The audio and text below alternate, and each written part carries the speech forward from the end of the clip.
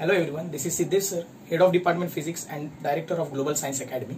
Right now we are facing the lockdown due to the coronavirus pandemic. But it is a slogan of global that stay home, stay safe and stay connected with the studies and information. But हमें हमेशा लगता है कि जो study या फिर information होती है उसके लिए कोई लैंग्वेज बैरियर नहीं होना चाहिए. काफी सारे लोगों को इंग्लिश समझने में दिक्कत होती है, इसलिए इनिशियली हम जो ये लेक्चर्स अब बनाएंगे या फिर जो इन्फॉर्मेशन आपको प्रोवाइड करेंगे या फिर जब हम कोई भी करियर गाइडेंस सेमिनार या फिर जो भी देंगे तो इनिशियली हमारा जो होगा लैंग्वेज वो इस तरीके से होगा कि वो सबको समझ में आए. करंटली हमने जितने भी सालों से मैं इस फील्ड में हूं, हमने देखा है कि सबसे पहली स्टेज जो होती है 10th स्टैंडर्ड के स्टूडेंट जब 11th में जाते हैं तो उनके लिए सबसे पहली स्टेप जो होती है वो ये होती है कि उनको करियर का पता होना चाहिए. करियर गाइडेंस उनके पास नहीं होता यूं है, हम फेस करते हैं स्टूडेंट्स डायरेक्टली जब हमारे पास आते हैं या फिर लेक्चर्स में जब बैठते हैं, उसके बाद हम ये देखते हैं कि उनको करना कुछ और है, उन्होंने सब्जेक्ट्स कुछ और लिए हुए हैं, या फिर उनको करना कुछ और है लेकिन उन्होंने एग्जामिनेशंस के लिए प्रिपरेशन कुछ और कर रहे हैं. तो ये सारी सिचुएशंस की वजह से फिर बाद में प्रॉब्लम ना आए, इसीलिए स्टूडेंट्स जो अभी फिलहाल के लिए घर में बैठे हुए हैं, जो 10th के बाद 11th स्टैंडर्ड साइंस अगर परस्यू करने वाले हैं, तो उनके लिए हमारा सबसे पहला इनिशिएटिव ये है कि हम उनको एक प्रॉपर करियर गाइडेंस दें. प्रॉपर करियर गाइडेंस के अंदर हम मैथमेटिकल ओरिएंटेड फील्ड्स और बायोलॉजी ओरिएंटेड फील्ड्स इनके बारे में इंफॉर्मेशन आपको प्रोवाइड करेंगे. साथ ही साथ एक और इंपॉर्टेंट चीज जो है वो ग्लोबल अब स्टूडेंट्स को प्रोवाइड कर रहा है, जो है BDL, which is basic development lectures. Now what is basic development lectures? Basic development lectures वो लेक्चर्स हैं जब स्टूडेंट 10th स्टैंडर्ड में होते हैं और अब 11th में जाने वाले हैं, तो इन दोनों कॉन्सेप्ट्स को ब्रिज करने वाले लेक्चर्स. आपको जैसे कि पता है कि 10th स्टैंडर्ड में आपने कुछ स्टडीज किया है, उसका हायर वर्जन 11th में आएगा, लेकिन कुछ कॉन्सेप्ट्स हम भूल चुके होते हैं, कुछ 8th में स्टडी किए थे, 9th में स्टडी किए थे, लेकिन उनका 11th 12th में बहुत यूज है. तो उन सभी के बारे में जो डेवलपमेंट लेक्चर्स होंगे वो ग्लोबल से इनिशिएट होंगे स्टूडेंट्स के लिए वीडियो लेक्चर्स के जरिए. और सबसे इंपॉर्टेंट चीज, ये हमारा इनिशिएटिव है और इसीलिए ये फ्री ऑफ कॉस्ट रहेगा सभी के लिए. लेकिन अब फिलहाल हम बात करेंगे करियर गाइडेंस के बारे में, और करियर गाइडेंस जो मैथमेटिकल ओरिएंटेड फील्ड और बायोलॉजिकल ओरिएंटेड फील्ड्स जो हैं उसके बारे में अब हम यहां पर गाइडेंस देंगे. हेलो एवरीवन, पिछले सेमिनार जो कि career guidance and subject selection seminar part 1 था, उसके अंदर मैंने आपको समझाया था कि मैथमेटिकल ओरिएंटेड फील्ड्स क्या होती है. उसी के साथ साथ मैंने ये भी समझाया था कि PCM ग्रुप या PCB ग्रुप किस तरीके से सिलेक्ट करना होता है, as well as bifocal science, general science और बायोसेंट्रिक साइंस क्या होता है. अब हम ये जो सेमिनार का सेकंड पार्ट है उसके अंदर ये स्टडी करेंगे या फिर ये समझेंगे कि बायोलॉजिकल ओरिएंटेड फील्ड्स कौन सी और उनके जरिए हम आगे फ्यूचर में हमारे करियर की तरफ बढ़ते वक्त कौन सी फील्ड्स की तरफ जा सकते हैं, और उसको जाने के लिए कोई एंट्रेंस एग्जाम्स अगर हमें देनी होगी तो उसका पैटर्न कैसे होगा. So just pay attention. Career guidance seminar part 1 में मैंने ऑलरेडी आपको ग्रुप सिलेक्शंस के बारे में बताया है. जब हम बात करते हैं बायोलॉजिकल ओरिएंटेड फील्ड्स की, तो उस वक्त आपको ये जो PCB ग्रुप है जो आपको यहाँ पर नजर आ रहा है फिलहाल के लिए, that PCB group you have to select.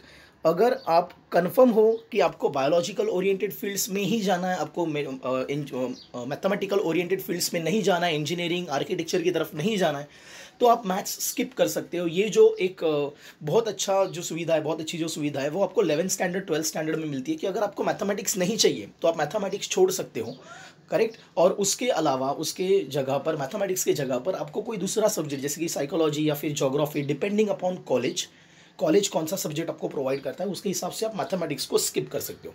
Generally इस चीज़ के फ़ायदे ये हैं कि आपको 11th और 12th में मैथमेटिक्स जैसा बड़ा सब्जेक्ट स्टडी करने की ज़रूरत नहीं होती.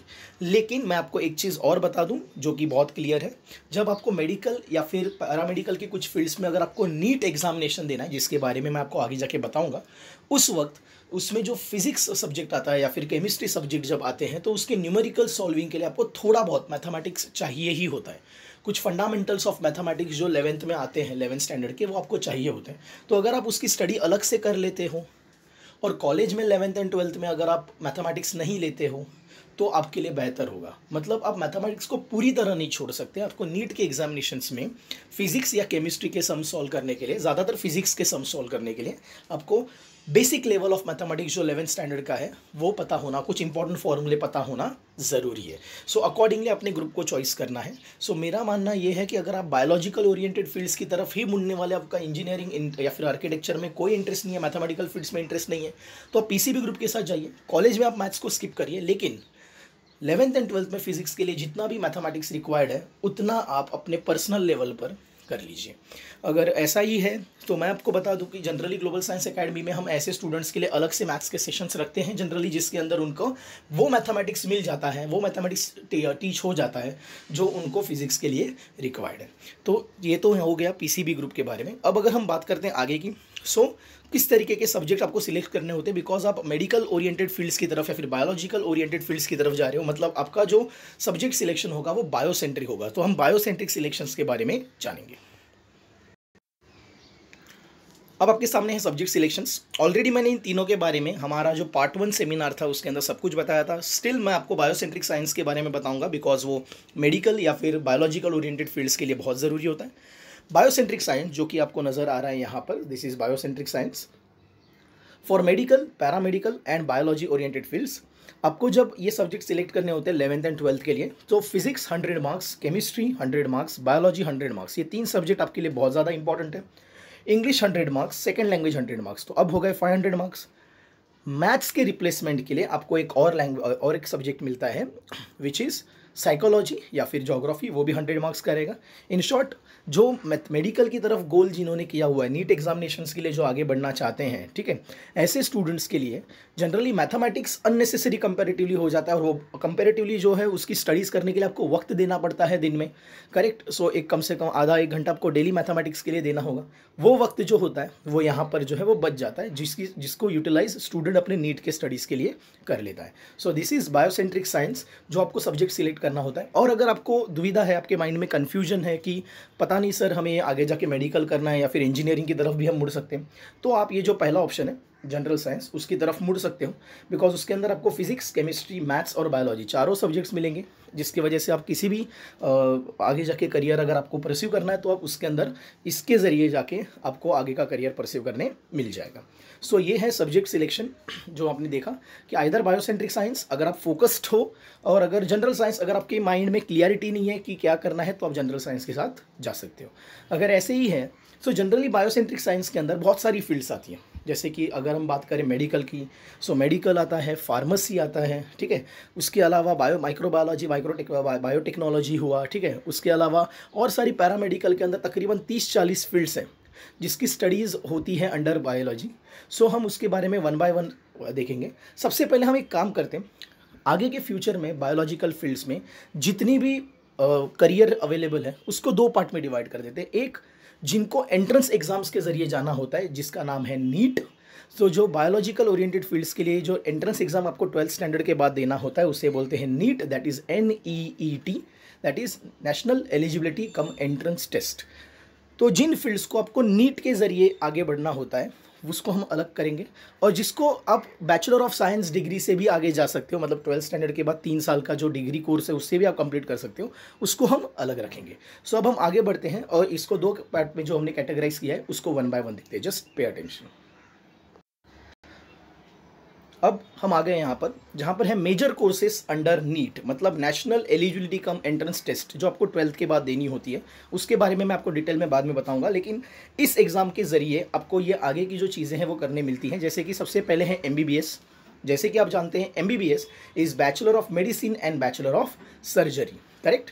सो ये आपको नीट का सबसे बड़ा पार्ट है जिसके अंदर स्टूडेंट्स जो होते हैं, मैक्सिमम स्टूडेंट्स नीट कोर्स इसीलिए देते हैं या फिर नीट एग्जामिनेशन MBBS के लिए देते हैं। जनरली सेकंड टाइप का जो मेडिकल जो फैसिलिटी अवेलेबल होता है, फिर मेडिकल का जो सेकंड टाइप है दैट इज़ जो आप देख रहे हो यहाँ पर, दैट इज़ BHMS मतलब bachelor of homeopathic medical science. So it is homeopathy, जिसमें आपको पता है कि वो जो दवाइयाँ होती है, करेक्ट, वो आपने देखी होंगी कि साबुदाने जैसी जो छोटी छोटी दवाइयाँ होती है। और इनका जो सोच का जो तरीका है BHMS का, वो ये है कि अगर आप आज कुछ फेस कर रहे हो, आज कुछ प्रॉब्लम्स आप फेस कर रहे हो, तो उसका कहीं ना कहीं आपके पिछले ज़िंदगी, मतलब जो ज़िंदगी है उसमें पीछे कुछ ना कुछ तो प्रॉब्लम्स आपको हुए होंगे, कभी बचपन में खेल कूद या फिर कभी कुछ इशू हुआ होगा जो आपको परसिस्ट हो रहा है। तो ये थोड़ा बहुत बेस से जाने की कोशिश करते हैं हमेशा। तीसरा जो है वो है BAMS आयुर्वेदा। जो चौथा है वो है BDS, दैट इज़ डेंटिस्ट्री, मतलब डेंटिस्ट जो होते हैं। पांचवा है वेटरनरी, मतलब जो एनिमल्स डॉक्टर, मतलब जो जानवरों को जो ठीक करने वाले डॉक्टर्स होते हैं, जैसे इंसानों को ज़रूरत है मेडिकल असिस्टेंस की, वैसे जानवरों को भी है। और जो नेक्स्ट है फिजियोथेरेपी, अभी कुछ 2016 से फिजियोथेरेपी भी जो है वो अब नीट के अंदर किया गया है। पहले ऐसे था कि फिजियोथेरेपी का आप अलग से बीएससी या फिर उसके बाद अलग सा कोर्स कर सकते थे, उसके लिए नीट देने की ज़रूरत नहीं थी। लेकिन अभी फ़िलहाल फिजियोथेरेपी जो है वो भी नीट के अंदर डाल दिया गया है। इसके अलावा मैं आपको बता दूं, बीएससी नर्सिंग या फिर नर्सिंग का जो कोर्स था, अभी हमें लगता है कि nursing is a ordinary course, but ऐसा नहीं है। आज नर्सेज जो हैं वो, अगर आप मेडिकल असिस्टेंट्स देखते हो तो उसके अंदर डॉक्टर्स उतना ज़्यादा जो पेशेंट के साथ आउट पेशेंट डिपार्टमेंट में नहीं होते, ओपीडीज़ में नहीं होते, जितने नर्सेस होती है, जो नर्सेस उन्हें देखभाल रखती है या फिर जो भी है, तो उनको उसका काफ़ी सारा नॉलेज होना चाहिए कि किस तरीके से सर्जरी बेसिक करनी होती है, या फिर किस तरीके से उनको कौन सी दवाइयाँ कैसे मिक्स करके वगैरह देनी है, उसका एक बेसिक नॉलेज उनको भी होना चाहिए। इसलिए नर्सिंग भी अब नीट के अंदर डाल दिया गया है। सो अब हम आगे देखेंगे जाके वन बाय वन ये जो कोर्सेस है इसके बारे में, जस्ट पे अटेंशन। सो सबसे पहले जैसे कि आपको स्क्रीन पे दिख रहा है, that is MBBS. MBBS generally doctors का वो कोर्स है जिसके अंदर आपको एलोपैथिक मेडिसिन देनी होती है। मतलब आपका जो मर्ज है, आपकी जो आपको डिजीज़ है, रोग है, उसके लिए जो भी बॉडी में इनसफिशिएंट क्वांटिटी आपके पास है, मतलब हमारी बॉडी हमारे अलग अलग चीज़ों के लिए खुद ही कुछ ना कुछ जो प्रोटीन्स हैं या फिर विटामिन्स हैं या फिर कुछ ना कुछ लिक्विड्स है वो प्रोड्यूस कर रहा होता है। अगर उसकी इनएफिशिएंसी है तो हम वो इनएफिशिएंसी इन बाहरी टैबलेट्स के ज़रिए या फिर गोलियों के ज़रिए या फिर सिरप्स के ज़रिए लेते हैं। कभी कभी हमें सर्जरीज करनी पड़ती हैं, तो वो सर्जरीज जो होती है वो भी हम इसी स्टडीज़ के अंदर सीखते हैं। जैसे कि कुछ अगर हार्ट का पेशेंट अगर है तो अगर उनको कार्डियोलॉजिस्ट के पास जाके उनको वो करना होता है उनका ऑपरेशंस, या फिर अगर हम बात करते हैं न्यूरोलॉजी है, करेक्ट, उसके बाद आपको जो किडनी का अगर प्रॉब्लम है तो वहाँ पर नेफ्रोलॉजी आती है, या फिर अगर किडनी का ही इशू है तो उसके अंदर यूरोलॉजी डिपार्टमेंट है। सो ये अलग अलग जो चीज़ें हैं, इनको अगर ऑर्थोपेडिक वगैरह जो आता है कभी कभी, वो भी जो है, ये सारे के सारे जो फील्ड्स हैं जो आप देखते हो जनरली, तो ये gynaecology and everything, this all comes under MBBS. अब अगर हम सेकंड बात करते हैं बीएचएमएस, जैसे कि मैंने आपको बताया था कि बीएचएमएस इनका जो होता है, ये सोच ये होती है कि आपको जो आज प्रॉब्लम है वो कहीं ना कहीं पिछले वाला लाइफ की वजह से भी हो सकता है, और इनको बेस से ठीक करना ज़रूरी है। तो आपकी लाइफस्टाइल वगैरह के ऊपर भी काम करना शुरू होता है। कंपेरेटिवली स्लोअर माना जाता है ये, मतलब अगर आपको बहुत ही ज़्यादा इमरजेंसी है तो आप बीएचएमएस के साथ नहीं जा सकते, एमबीबीएस के साथ जाओगे। लेकिन अगर एमबीबीएस से कुछ रोगों का इलाज अगर नहीं हो रहा है प्रोलॉन्ग टाइम तक, तो आप बीएचएमएस मतलब होम्योपैथी की तरफ बढ़ते हो जनरली। और इसकी जो स्टडी आती है that is bachelor of homeopathic medical science. तीसरा जो है वो है ayurvedic, bachelor of ayurvedic medical science. Bachelor of ayurvedic medical science, what is Ayurveda? Ayurveda, आयुर का मतलब होता है लाइफ एंड वेदा का मतलब होता है शास्त्र, मतलब ज्ञान। तो लाइफ का ज्ञान जो होता है that is called as Ayurvedic, correct. तो जनरली ये जो सोच है आयुर्वेदिक की वो ये है कि अगर हम दुनिया में जी रहे हैं, अगर हम इस जगत में जी रहे हैं, तो यहाँ पर जो भी किसी भी जानवर को कोई भी मर्ज अगर है, कोई भी अगर प्रॉब्लम है किसी भी जानवर को, उसकी दवा यहीं पर अवेलेबल है। तो कभी कोई ना कोई जो पौधे हैं, पेड़ पौधे, उसके अंदर के कोई तत्व जो होंगे आपके किसी ना किसी मर्ज में ज़रूर काम में आएंगे। बस उसको ढूंढने का जो काम होता है वो आयुर्वेदिक मेडिकल साइंस में होता है। तो इसके अंदर आपको जनरली, आपने कभी सुना होगा तो पित्त, वात, कफ, ऐसी 3 चीज़ें जो होती है उसके बेसिक्स जो स्टडी होते हैं वो आयुर्वेदा में होते हैं।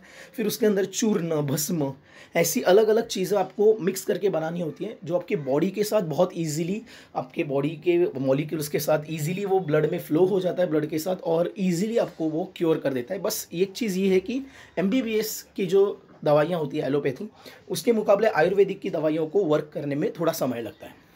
बट वो क्योर जब करती हैं तो बेसिक से करती हैं। जनरली बहुत सी आयुर्वेदिक दवाइयों के कोई साइड इफ़ेक्ट्स नहीं होते। एलोपैथिक दवाइयाँ जो एमबीबीएस में होती हैं, एलोपैथिक दवाइयाँ, उनके कभी कभी साइड इफ़ेक्ट्स परसिस्ट कर सकते हैं। तो अगर आपको आयुर्वेदिक में अगर आपको डिग्री करनी है तो आप आयुर्वेदिक मेडिकल साइंस में जा सकते हो। अगर हम बात करते हैं बीडीएस की, so what is BDS? Bachelor of dentistry science. So dentistry या फिर डेंटिस्ट जो होते हैं, अगर दांतों के जो रोग होते हैं उनको जो क्लियर करना होता है, काफ़ी सारे लोगों को दांतों में जो होती है वो कैविटीज़ की इशू होती है, फिर काफ़ी सारे लोगों को जो होता है वो सेंसिटिव हो जाते हैं उनके दांत, या फिर कुछ इशू हो जाता है अंदर। सो ऐसे केसेस में एनामल का इशू वगैरह, तो ऐसे केसेस में उसको ट्रीट करने के लिए एक अलग सा डेंटिस्ट्री साइंस है that is called as BDS. Veterinary जहाँ पर जानवरों का इलाज किया जाता है, तो जनरली कैटल्स हुए या फिर डॉग्स पेट्स हुए, तो इनको अगर कुछ इशू है, इनकी अगर सपोज़ कुछ मर्ज़ है, इनको डिजीज़ है इनको, तो उन डिजीज़ को क्योर करने का काम जो होता है वो वेटरनरी डॉक्टर्स का होता है। इसके अलावा एक और फील्ड है मेडिकल में, which is physiotherapy.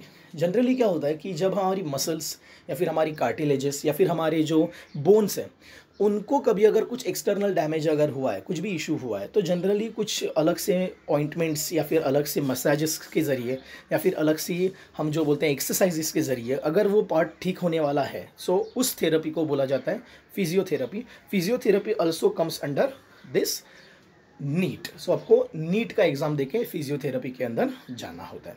Generally MBBS BHMS ये जो कोर्सेस है वो 6 ईयर्स के होते हैं, मतलब 12th स्टैंडर्ड के बाद आपको 6 साल इनके अंदर स्टडी करना होता है। 5.5 ईयर्स तक आपको स्टडी करना होता है, एंड हाफ ईयर जो होता है 6 मंथ्स का टाइम, वो आपको कुछ प्रैक्टिस करनी होती है किसी प्रोफेशनल्स के अंदर। आयुर्वेदिक जो है वो भी एक 5 साल का कोर्स है, फिर आपको आगे प्रैक्टिस करनी होती है। डेंटिस्ट्री ये भी उसी तरीके से है। ये सारे जो है आगे के, फिजियोथेरेपी 5 साल का कोर्स होता है। सो ये सभी के लिए आपको जब जाना होगा तो आपने थोड़ा वाइसली डिसीजन लेना है। अगर आपको कोई स्पेशलिस्ट बनना है किसी सर्जरी में, फॉर एग्जांपल अगर आपको नेफ्रोलॉजी में जाना है, यूरोलॉजी में जाना है, अगर आपको कार्डियोलॉजी में जाना है, कार्डियोलॉजी मतलब जो हार्ट के लिए होता है, ठीक है, अगर आपको न्यूरोलॉजी में जाना है, करेक्ट, सो इन सभी के लिए आपको MBBS से जाना ज़्यादा बेहतर है। तो ये चीज़ों को आपको माइंड में रखना है। अब इसके बाद हम आगे बढ़ेंगे और ये देखेंगे कि इसके अलावा, नीट के अलावा जो पैरामेडिकल फील्ड आती है, पैरामेडिकल मतलब वो साइंस जो मेडिकल को सपोर्ट करता है, उसके बारे में हम देखेंगे कि कौन सी डिग्रीज है पैरामेडिकल में। Just pay attention. Paramedical courses तो बैचलर डिग्री कोर्सेज, मतलब 12th स्टैंडर्ड के बाद आप 3 साल का बैचलर डिग्री कर सकते हो। सो जैसे कि आपको यहाँ पर पहले दिख रहा है कि सबसे पहले यहाँ पर है बैचलर ऑफ डिग्री में, यहाँ पर अगर आप देखो, so it will be bachelor of radiation technology. जैसे कि आप जानते हो कि जनरली हमें जब कभी कुछ इश्यूज़ हो जाते हैं तो हम सिटी स्कैन में जाते हैं या फिर हम गैमा रे प्रोजेक्शंस में जाते हैं। सो ऐसे करते वक्त जो रेडिएशन टेक्नोलॉजी होती है वो ज़रूरी होती है। यहाँ पर बैचलर ऑफ फिजियोथेरेपी भी दिया है, लेकिन अब वो नीट के अंदर आ गया। Bachelor of occupational therapy, nursing भी अब नीट के अंदर आ गया।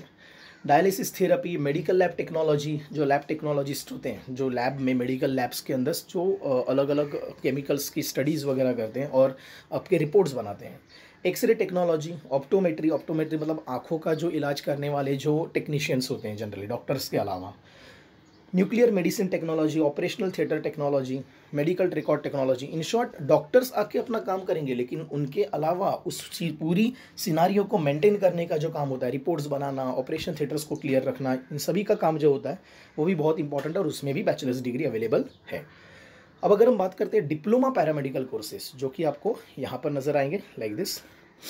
So what is diploma paramedical courses? ये 3 साल का कोर्स होता है। बैचलर डिग्री जनरली 4 सालों की होती है। So diploma in OT technician, what is OT? Operation theatre. Diploma in rural health care, correct. Diploma in dental hygienist, diploma in occupational therapy, dialysis technology, x-ray technology, nursing care assistant, physiotherapy.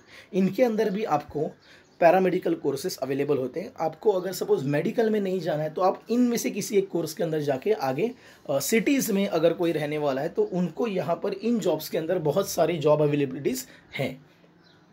अब अगर हम बात करते हैं कि इनके अलावा, paramedical courses के अलावा और कौन से कोर्सेज हैं जो बहुत ज़्यादा फेमस हैं और जो अब ग्रो हो सकते हैं, तो हम देखेंगे one of the best course is pharmacy.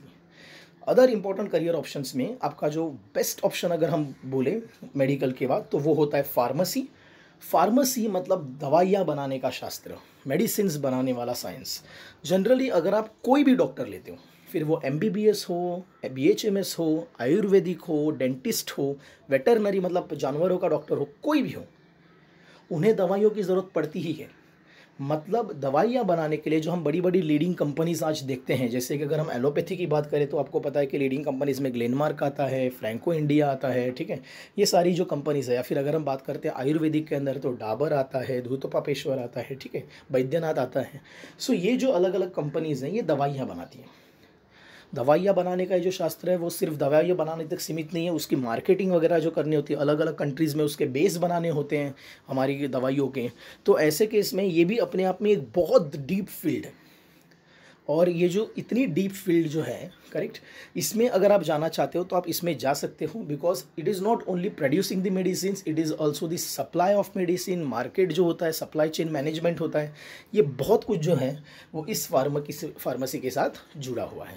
अगर हम बात करते हैं अगला पार्ट जो विच इज़ माइक्रोबायोलॉजी, सो आज अभी देख रहे हैं हम लोग कि सारे के सारे हम पूरी दुनिया पैंडमिक में है, कोविड-19 की वजह से हम यहाँ पर अभी फ़िलहाल के लिए सभी के सभी लोग अटके पड़े हैं। और ये कोविड जो है इसको अब ख़त्म भी हो जाएगा कभी, लेकिन इसको सालों साल याद रखा जाएगा इस फेज़ को, बिकॉज ये एक ऐसा फेज़ है हम जो हमारी लाइफ में देख रहे हैं जहाँ पर इसने बहुत ज़्यादा तहलका मचा के रखा हुआ है। माइक्रोबायोलॉजिस्ट का काम यही होता है कि छोटे छोटे माइक्रो ऑर्गेनिजम्स जो होते हैं, माइक्रो ऑर्गेनिजम्स मतलब ही होते हैं छोटे ऑर्गेनिजम्स, इनको स्टडी करना, उनके नेचर्स, उनके चेंजेस को स्टडी करना, किस तरीके से वो किस प्रोटीन के ऊपर कैसे रिएक्शंस करते हैं, या फिर इनके ऊपर कौन सी दवाइयाँ कैसे असर करती हैं, या फिर ये माइक्रो ऑर्गेनिजम्स बेनिफिशियल है या न्यूसेंस है, इसके बारे में जो है वो स्टडी किया जाता है। Correct, so this is microbiology. अब नेक्स्ट अगर हम बात करते हैं तो नेक्स्ट है बायोटेक्नोलॉजी। जब हम बात करते हैं बायो और टेक्नोलॉजी तो ये दोनों फील्ड्स या फिर दोनों टर्म्स मिक्स हो जाती हैं, जहाँ पर हम डीएनएज और आरएनएज के साथ स्टडीज़ करते हैं। तो हम ऐसा बोल सकते हैं कि ये लोग डीएनए आरएनएज के साथ खेलते हैं। मतलब हमें पता है कि हमारा जो बॉडी का, एनिमल या फिर प्लांट्स, इनके बॉडीज़ का जो बेसिक तत्व है जिससे इनकी आइडेंटिटीज़ होती है वो होती है डीएनएज। मतलब आपके डीएनए अलग हैं, इसके लिए आपका जो पूरा का पूरा जो बॉडी स्ट्रक्चर है या फिर आपकी जो थिंकिंग स्ट्रक्चर है वो उसके ऊपर बेस्ड होती है बेसिकली। सो बायोटेक्नोलॉजिस्ट का काम होता है कि इन्हीं चीज़ों को थोड़ा सा अल्टर करके कुछ बेटर बनाया जाए हमेशा, और इसीलिए डीएनए की स्टडीज़ करना वगैरह। अब इसके क्या फ़ायदे हैं, जनरली आपको पता है कि जनरली अगर आपको कोई अच्छा विकल्प अगर लाना है किसी प्राणियों का या फिर किसी एनिमल्स का, तो आप बायोटेक्नोलॉजी का यूज़ कर सकते हो। दूसरी चीज़, क्राइम में इसको बहुत ज़्यादा यूज़ किया जाता है। हम जैसे कि देखते हैं कि बहुत सारे क्राइम ओरिएंटेड जो सीरियल्स होते हैं या फिर मूवीज़ होते हैं, उसके अंदर डीएनएज वगैरह रिपोर्टिंग होती है, करेक्ट, आरएनए कोडिंग होता है, वो सब इन्हें करके पता करना होता है वगैरह। सो इन सभी चीज़ों में आपको ह्यूमन आइडेंटिटी का फंडामेंटल जो होता है वो बायोटेक्नोलॉजी के अंदर आपको समझ में आता है।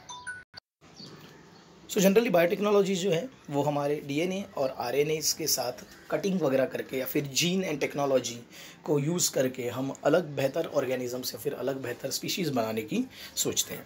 अब अगर इसके आगे अगर हम जाते हैं, सो जनरली नीट एग्जामिनेशन क्या है और उसको किस तरीके से जाना है उसके बारे में हम अब देखेंगे। So just pay attention. सो अब हम यहाँ पर हैं, लास्ट जो सेमिनार था पार्ट 1, उसके अंदर मैंने आपको इंजीनियरिंग और आर्किटेक्चर के बारे में बता दिया था। अब हम बात करेंगे मेडिकल एंड फार्मेसी। सबसे पहली एग्जामिनेशन जो मेडिकल या फिर पैरामेडिकल फिजियोथेरेपी या फिर बीएससी नर्सिंग के लिए देनी होती है, that is NEET UG, where it is National Eligibility cum Entrance Test under graduate.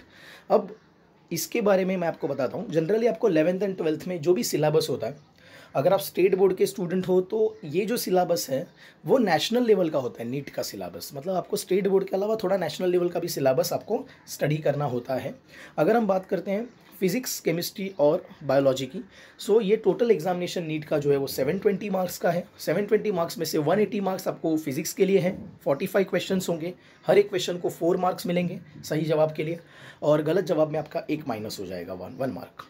Chemistry 45 questions, botany 45 questions and zoology 45 questions. In short अगर आप गौर से देखो, फिजिक्स 180 मार्क्स का है, केमिस्ट्री 180 मार्क्स का है और बायोलॉजी 360 मार्क्स का है। सो इन सभी को मिला के जो एग्जामिनेशंस में 720 का एग्जामिनेशन होता है।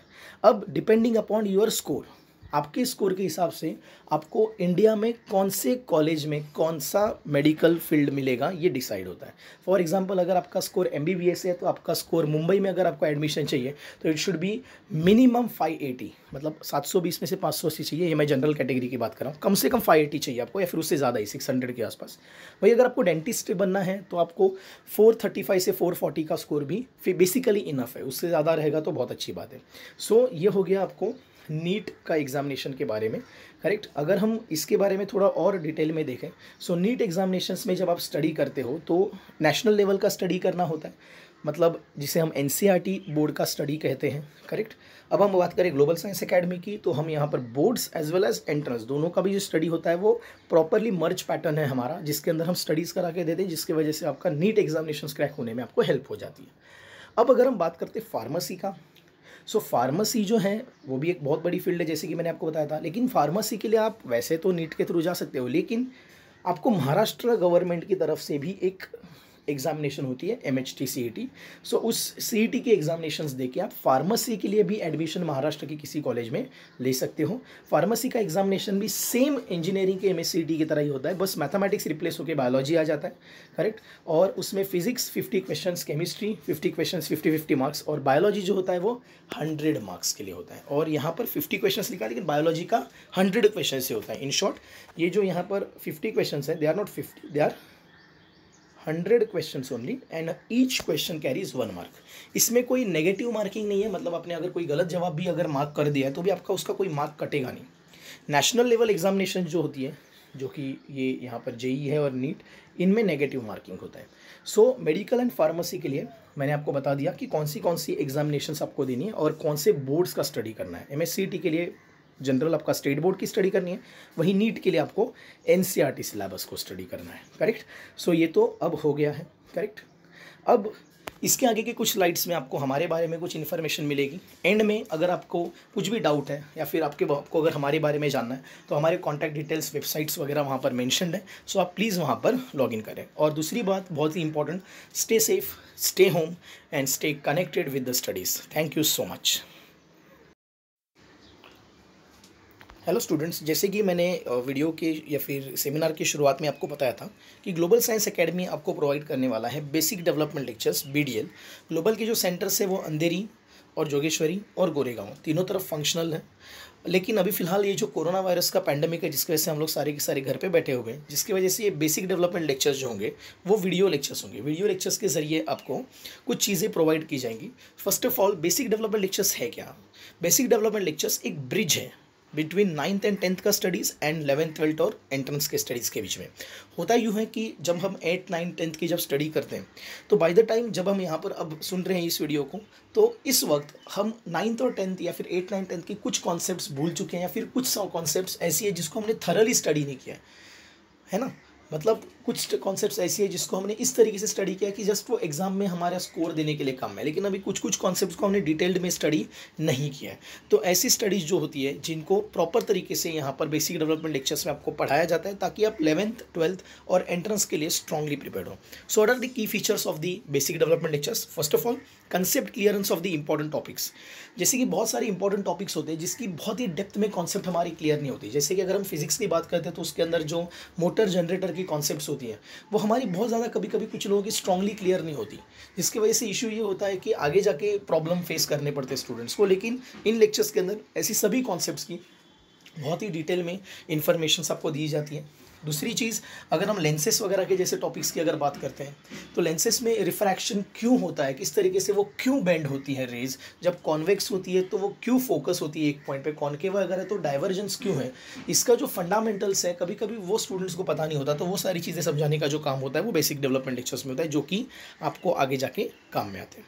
वही अगर हम बात करते हैं second point, preparing students to face the challenges of higher secondary studies. Generally जो SSC स्टडीज़ या फिर ICSE CBSE 10th ग्रेड का स्टडीज जो होता है वो, और 11th 12th के स्टडीज़ में कुछ डिफरेंसेस है।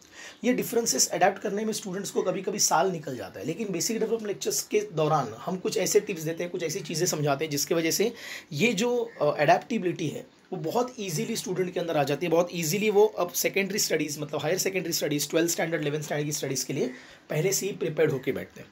तीसरी चीज़, ये सारे के सारे जो लेक्चर्स होंगे ये ग्लोबल के इनिशिएटिव के अंदर है, इसीलिए ये सभी के लिए फ्री ऑफ कॉस्ट रहेंगे। तो जितने भी स्टूडेंट्स आप ज्वाइन करना चाहते हो आप उसके अंदर ज्वाइन कर सकते हो। ड्यूरेशन 10th मई से लेके 5 जून 2020 तक, मतलब ये पूरा का पूरा 25 दिनों का सेमिनार है। अब इसको ज्वाइन कैसे करें? हमारी जो टेलीग्राम लिंक है, टेलीग्राम ऐप की लिंक है, एक वीडियो ग्रुप है, उसके अंदर आपको आना है और उसके बाद आपको लेक्चर्स वहाँ पर अटेंड करने हैं। अब टेलीग्राम ग्रुप में आपको कैसे आना है? अगर आपको कुछ भी इशू होता है, फिर कुछ भी अगर आपको टेलीग्राम लिंक के बारे में जानकारी चाहिए, तो इस वीडियो के एंड में जो हमारे ग्लोबल के साइट्स आएंगे उसके अंदर आपको ग्लोबल का मेरा नंबर मिलेगा। दैट नंबर, उसके ऊपर आपको कांटेक्ट करना है व्हाट्सएप के ऊपर, और फिर मैं आपको वहाँ पर लिंक भेजूंगा हमारे ग्रुप की, और वो ग्रुप को आपको ज्वाइन करना है। जैसे आप उस ग्रुप को ज्वाइन करोगे आपको बेसिक डेवलपमेंट लेक्चर्स के वीडियोस वहाँ पर डेली बेसिस के ऊपर अपडेट होते हुए मिलेंगे। सो मैक्सिमम लोगों तक आप ये इन्फॉर्मेशन पहुँचा दीजिए, ताकि जो स्टूडेंट्स आज घर में बैठे हुए हैं उनको एटलीस्ट उनके स्टडीज़ का बेसिक्स जो है, जो 11th 12th के लिए काम में आएगा, वो बहुत ही ज़्यादा यूज़फुल तरीके से उनके सामने प्रेजेंट हो जाएगा। करेक्ट? सेंड दिस लिंक, जो अभी मैं चीज़ें बताऊंगा फिर जो है वो आप मैक्सिमम लोगों तक पहुंचाएं, क्योंकि आपको पता नहीं है कि कब किसको जेन्युइन इन्फॉर्मेशन और कोचिंग्स की ज़रूरत पड़े, correct. So basic development lectures के बारे में ये जो मैंने बताया है, इसको आप जैसे ही लेक्चर्स, अब ये वीडियो सुनोगे आप मुझे उस कॉन्टैक्ट नंबर के ऊपर अगर मैसेज करते हो, मैं आपको लिंक भेजूंगा, आप उस ग्रुप में शामिल हो जाओगे और आप उस लेक्चर्स को सुन सकते हो। तो थैंक यू सो मच।